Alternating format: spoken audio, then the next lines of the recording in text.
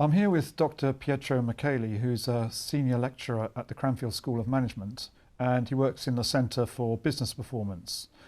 Pietro, you've been looking at some research with other colleagues at performance measurement across a big group of companies, 70 companies. And the really interesting thing about this study was that there was no formal system of performance measurement there. Could you tell us a little bit about what you discovered as a result of that, and particularly the influence that this has on strategic planning, strategic management? Yes. I mean, one thing that we decided to do is to look at a conglomerate of firms that does not have a formal performance measurement system. Most of the work that we've done at Cranfield so far has been focused on organizations that have a performance measurement system, such as a balanced scorecard. In this case, we were looking at an organization which is more of a network, or at least a conglomerate, and does not have a formal mechanism for measuring and analyzing performance. What it relies on is mostly financial indicators. And the reason why we looked at that was from a strategic implementation point of view, what is it that happens if an organization does not have a measurement system?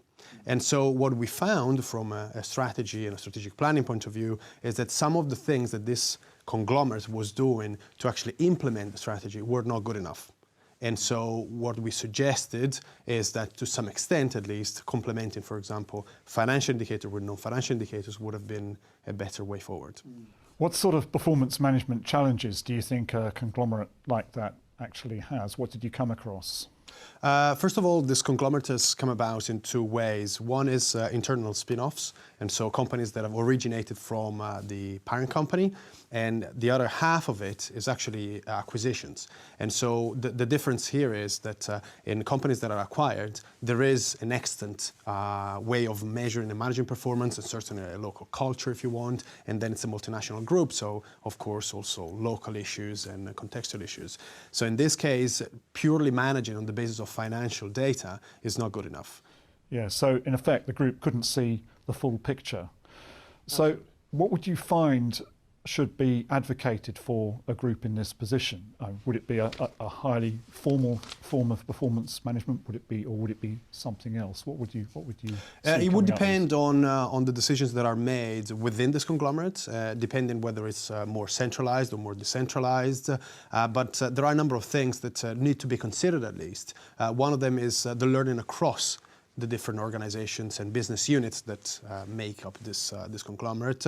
If you want to increase that learning, we know that non-financial indicators regarding customers, operations, people management, and so on, those are much richer ways of gathering information on the company's performance than the purely financial statements. And so introducing those from a learning point of view is certainly very important.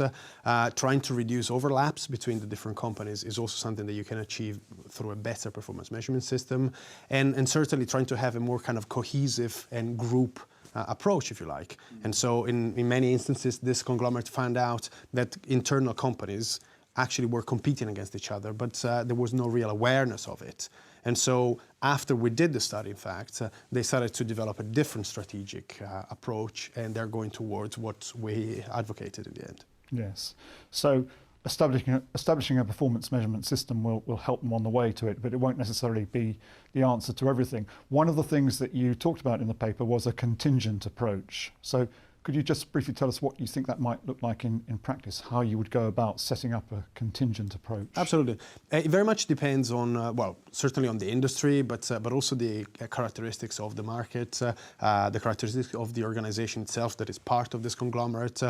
Trying to have the same approach and roll it out very quickly in a network of organizations is not going to work. So you need to tailor it and trying to understand how far you can get and how useful it is to introduce a formal way of measuring and managing performance. Absolutely. Trying to have a pervasive, for example, scorecard, we've seen many times it doesn't work. So essentially, companies need to bear in mind what their strategy is when they're constructing their performance measurement. It's no good simply collecting performance measurement off the shelf and thinking it would do the job, or setting up some kind of ad hoc mechanism. Absolutely, and this is one of the core areas that we focus our research on, which is the connection between strategy and performance measurement. And what we found in various studies, this one included, is that if performance measurement is not linked to strategy, it virtually creates no value. And What developments in research and practice do you think could follow from this work? One of the big limitations in our field of performance management is that a lot of people have focused on single organizations. But we know that now we're competing in networks, supply chains, so it's much more complex in terms of structure. And purely focusing on one organization, one firm, is not good enough. And so trying to look at more broadly at different contexts, I think it's much more sensible and certainly more close to reality.